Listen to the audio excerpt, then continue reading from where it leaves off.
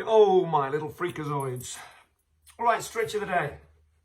So we've touched on a little bit of this in other videos. It depends on what you've been watching, I guess. But if you're a member of ours, you know we talk about controlling the pelvis a lot. And so when we're stretching an area, a lot of noise around this subject. So don't get too caught up on it. The term, it's only a label but we're essentially trying to just move origin and insertion away from each other, okay? So in order to do that, when we're stretching the hip, we have to manipulate the pelvis. So we're going to do a stretch today. One of our a little weekly challenge in our private group is about doing our front splits, okay? Or moving towards it. Doesn't matter where you start, okay, as in where you're starting from. You don't have to, by the end of this week, be doing the splits.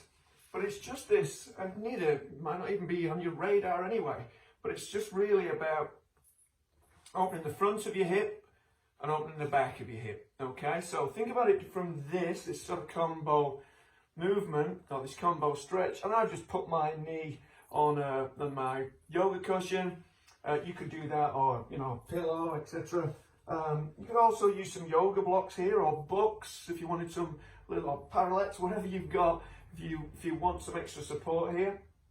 But essentially, just like when we did our stretch of our hip flexors a week or two ago, we send this foot forward, this back leg, this back knee is sort of straight underneath it. I want to square the pelvis up.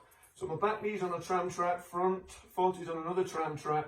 I'm going to, as you can see, this tilt, so where my pelvis is tilting forward, I want to level that up. So I'm going to tuck my tailbone by, again, if you can feel, engaging the butt. So my right leg is back, so I'm going to have my hand on my butt. I'm going to try and tuck the tailbone towards the back of my knee, and I'll feel the butt engage. And I also feel that these bottom ribs here are pulling down. So that, ribs pulling down and tucking the tailbone, means that I've now got to stretch through here. It means that the pelvis is now, if we imagine it like a goblet, is there. It's not tipping anything out. We've got to keep it there as we exhale, staying tall through the crown of the head. So as I glide the pelvis forward, I feel a stretch here. When I'm coming back, I can keep that neutral, but obviously I'm going to now, the pelvis is going to go that way because I'm going to pull this foot, the front foot, towards my face and sit back.